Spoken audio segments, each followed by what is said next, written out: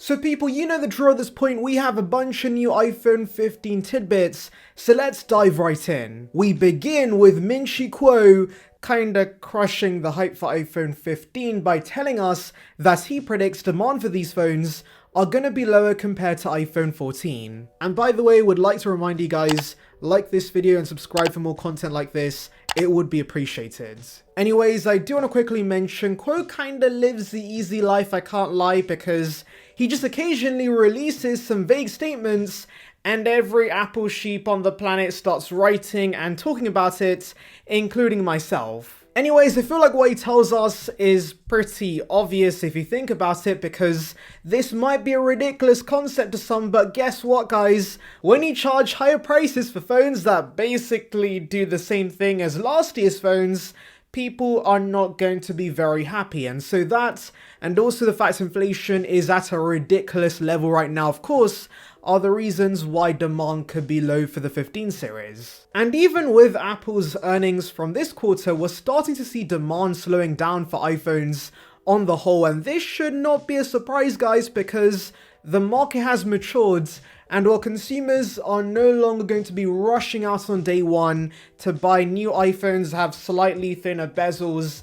and even the iPhone 12 from 3 years ago is still more than fine for most, it's actually crazy that phone is nearly 3 years old. But yes, older phones are aging gracefully, and so as a result, it's going to be hard for Apple to push consumers to buy new phones when the improvements are marginal at best. Like, don't get me wrong, I'm still looking forward to the periscope lens, the titanium builds, USB-C, and other upgrades we could see with iPhone 15, but let's be honest guys, all these changes doesn't radically change what a phone does, and an iPhone 14 is still gonna do everything most consumers need from an iPhone. So as a result guys, expect more services to be shoved down our throats to make up for the loss in hardware revenue. I do want to say though, Kuo is the only one saying this.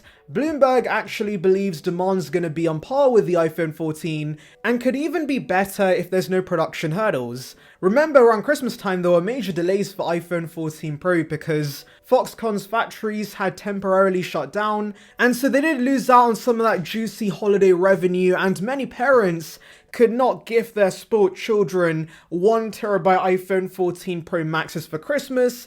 But here's hoping, at least for Timothy's sake, there are no shutdowns this year with the 15 series. I mean, delays are never a good thing for a matured category like smartphones, because Apple kinda relies on you making an impulse purchase, and even if you regret upgrading a few weeks down the line, Apple does not care, because you've already made the purchase, they've already made the moolah, and you're probably gonna continue using that phone anyways. That definitely happened with me, because till this day, I still tell myself I shouldn't have fell for the marketing hype and the fancy island, because 1 year later, the island literally does nothing. So yes, I wish I kept my 14 Pro Max, but Apple couldn't care less about that because here I am still using the phone. However, of course, if you have to wait 2 or 3 weeks to get a new iPhone, there is a chance you take a step back and think, hey, I actually don't need this, my 1TB 14 Pro Max still works perfectly fine, why am I upgrading in the first place, let's just forget about this. And of course, Timothy does not want you thinking like that. He's all about living the ultra consumerism life, and he wants you to get the latest and greatest. Now moving on to production tidbits you probably don't care about, we have news that mass production for iPhone 15 displays have begun. And to be honest, how exactly is this breaking news?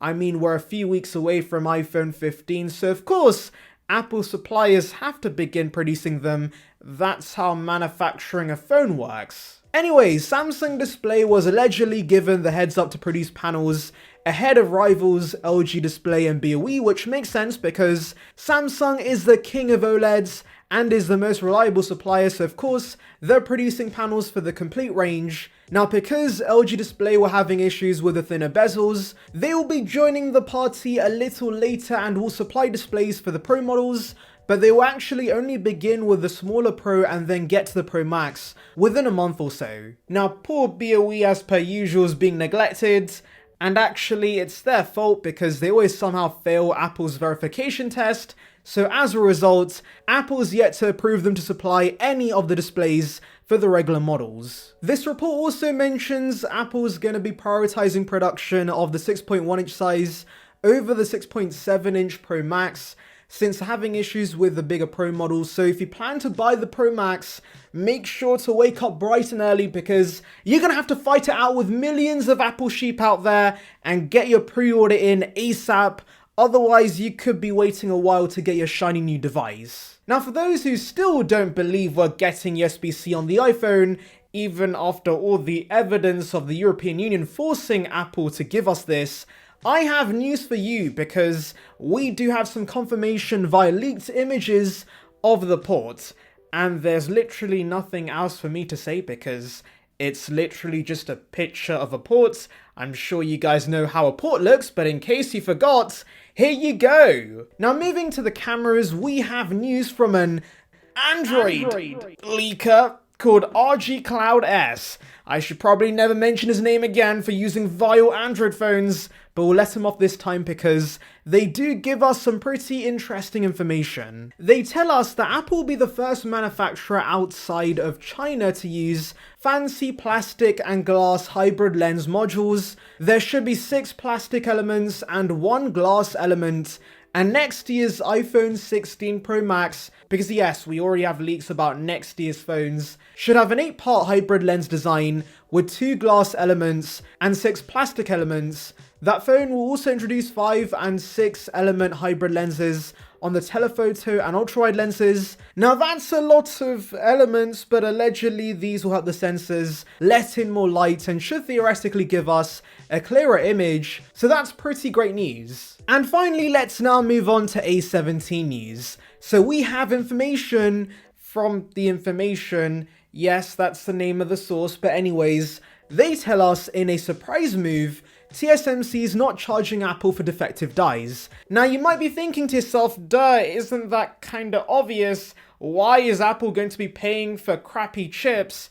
And well, here's the thing guys, for one, it's an industry standard for TSMC clients to pay for the wafer and all the dies it contains, but also those defective dies aren't completely useless to Apple. There is a reason there's so many bloody versions of the A15, and that's because Apple's maximizing the yield rate and using those defective chips on loan products. So for example, we've heard a lot about a new iPad mini, so I could totally see Apple using some defective A17s in that iPad because it does not need the full fat version of the SoC, and so some of the cores can be disabled for slightly worse performance. So now you may be wondering, why is TSMC being so generous? Well, for one, Apple's orders are so large in the first place, and they're already earning a ton of cash from Apple alone, but also, of course, Apple's willingness to be a guinea pig for these new manufacturing processes could help pay for the research and development of new nodes, like a 2nm chip or eventually 1nm. The large size of Apple's orders also helps TSMC to quickly learn how to improve